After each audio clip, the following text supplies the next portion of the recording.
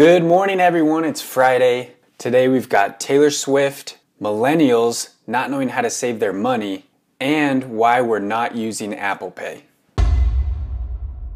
So, this show isn't meant to be anything super crazy. It's called exactly what I want it to be. Wake up and watch this, something you can wake up to in the morning and watch and find out basically the important things you need to know for today.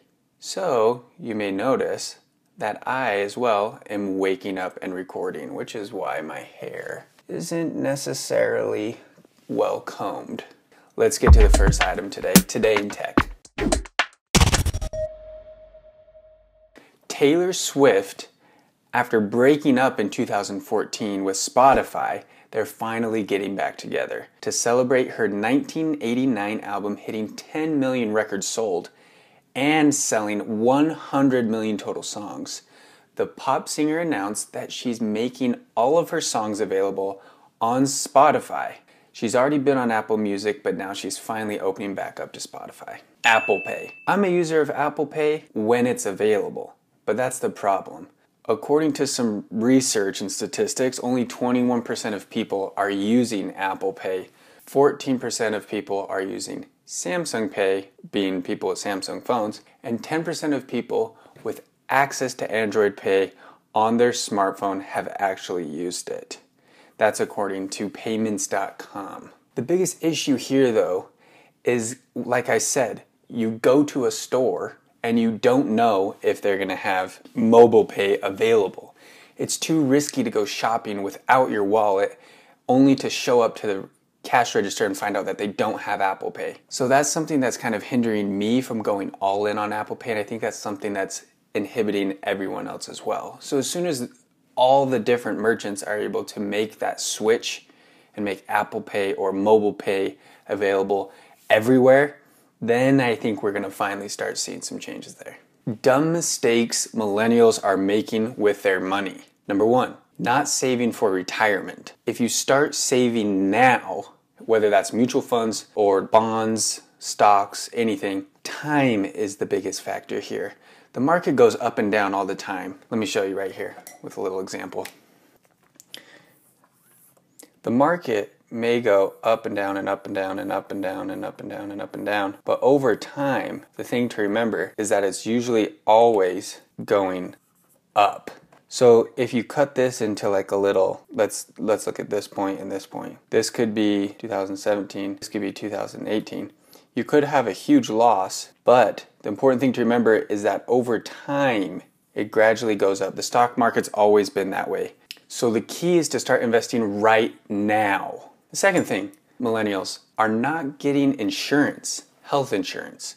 It's really expensive right now, but I promise you it's going to be more expensive when you have an emergency and you don't have health insurance. Number three, not investing enough. That kind of goes back to what we just showed. You got to try to put in your max amount that you can.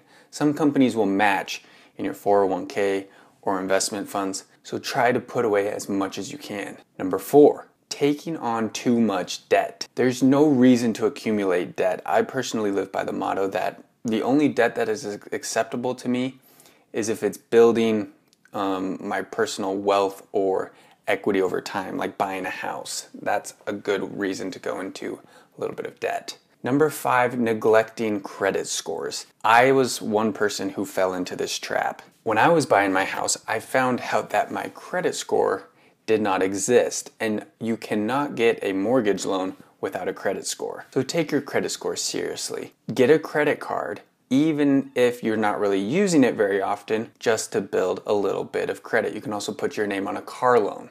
Apple and their 21.5-inch iMacs, kind of like this one, are finally allowing upgradable CPU and RAMs. But let's remember, opening one of these bad boys right here is not very easy.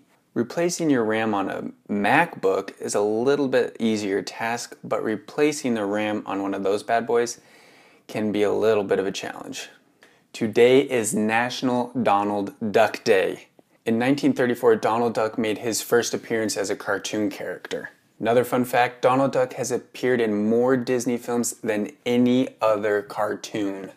How to observe? Use hashtag Donald Duck Day in your social media posts.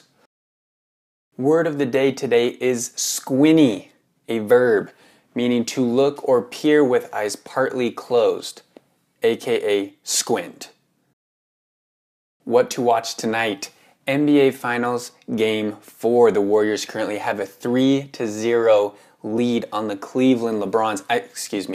the Cleveland Cavaliers. I shouldn't say that with the way Kyrie Irving is playing. That's disrespectful. Anyways, the Warriors are out to a quick 3-0 series lead.